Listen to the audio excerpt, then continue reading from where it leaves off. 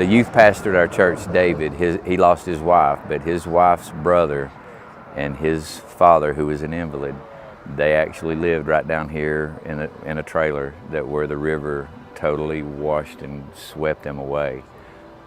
They were stuck in their house for 7.5 hours while he held his invalid father up in chest-deep water until they were finally rescued.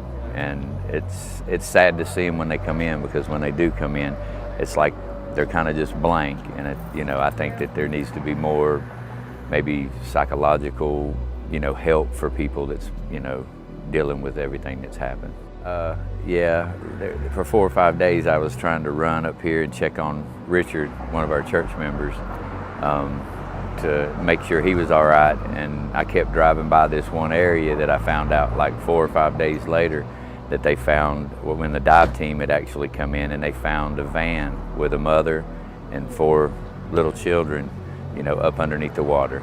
And so, it makes everybody realize that, if you've got your life and you've got your family, everything here on earth is temporary. So, stuff can be replaced, but human life can't. And there was a lot of people that lost their lives and their loved ones.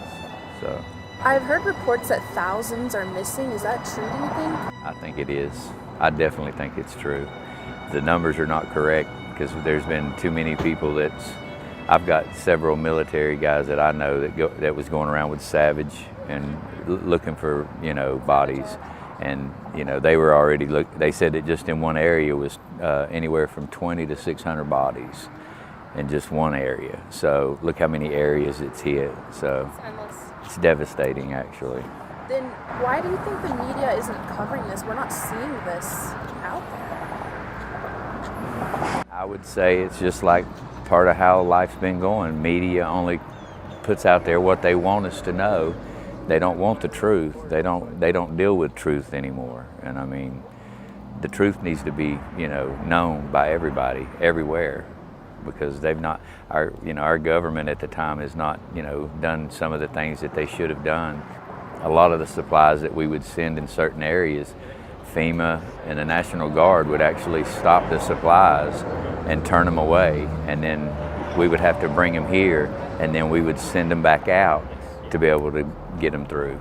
So I was just saying how that they actually, a lot of families that I've spoke with, they actually were told to evacuate, but they were told to evacuate way too late, because by the time they were told to evacuate, the water was already coming into their homes. And I mean, there was a mother that had children that was getting ready for school, and then the one son was like, "Hey Mom, the water's in the yard." And then by the time she was still doing what she was doing, the water was already in her house, and then it was her trying to rescue and save her kids. When do you think the dam broke?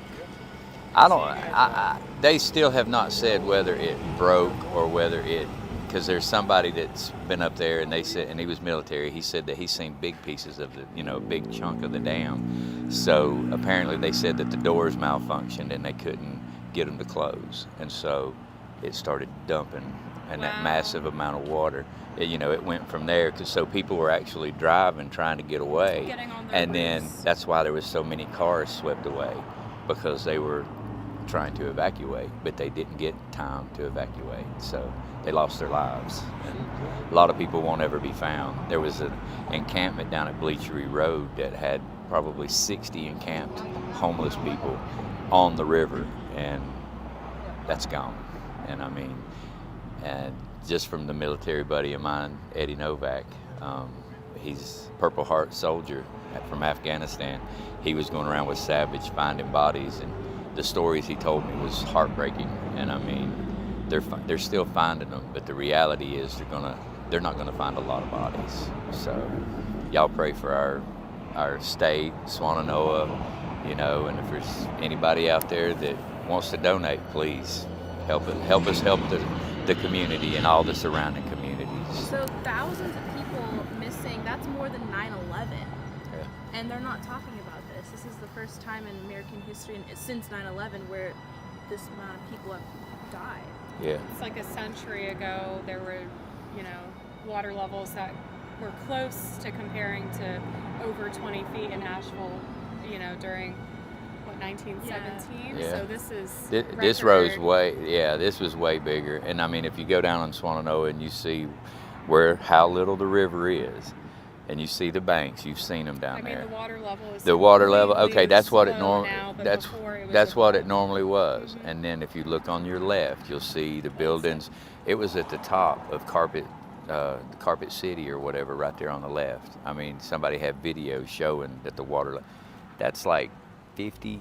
I mean, you know what I'm saying? That's like 50 feet, not really 30 feet. Just depending on what area you're at, depended on how high it went, and it's devastating. So How can people help you guys? if anyone would like to send donations of financial help is a big help. We actually feed all of our community. We actually feed all the workers, anybody that's using their equipment, they're taking their time, because it's the hard-working men and women that have come from all over the states, which has been a godsend. And they're the true heroes that's helped us get people and families off of their mountains, to be able to get food, to be able to get water. So it's not our government, it's not all of them, it's actual people like you and other people that care enough to take their time from their schedules. So